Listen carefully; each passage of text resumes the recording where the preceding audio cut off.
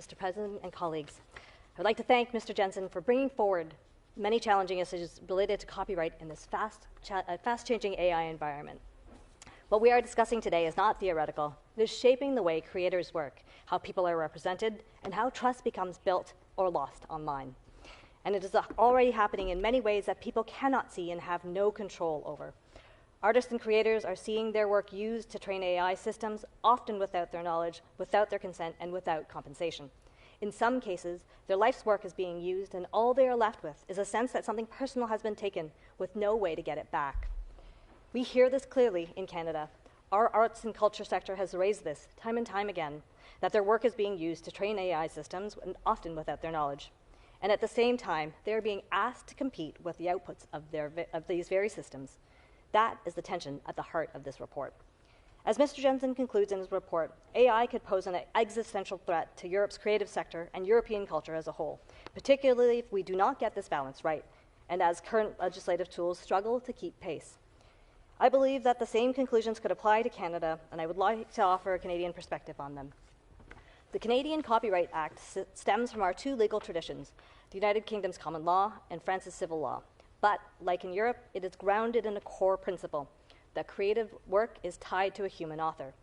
And that principle matters not only for economic reasons, but because it recognizes that creativity is an expression of human experience, of identity, memory, and voice. And it is that human experience that must remain at the center of our approach. We are watching this play out in real time. In the US, courts have found that using copyrighted works to train AI systems did not infringe the underlying copyrights because it fell under the fair use exemption.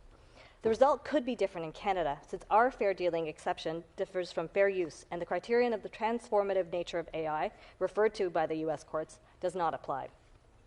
Hopefully, some ongoing litigation should shed further light on the extent to which copyright exceptions apply to the use of AI in Canadian copyright law. But beyond copyright, there's another dimension we cannot ignore. The report highlights the use of deepfakes, AI-generated content, and that can replicate a person's image, voice, or identity. Investigations have revealed the creation of highly realistic, explicit deepfakes involving women and minor children that can spread quickly and cause real harm. This is an issue that our government is taking very seriously in Canada, and our government, through the Protecting Victims Act and an act to amend the Canadian Elections Act to respond to the growing challenge of deepfakes. We know that the use of these images is emerging and being used in political contexts and to exploit communities, and we are taking action. Both pieces of legislation are making their way through our Parliament. This is not a future risk, it is happening now, and it forces us to confront a fundamental question. In the age of AI, who gets to decide what is done with our work, our voice, and even our identity? This moves this conversation beyond intellectual property into the questions of dignity, safety, and control over one's identity. At a time when Canada is focused on building our country strong, defining and defending our cultural sovereignty, these issues are important for us as well. Thank you for a chance to share.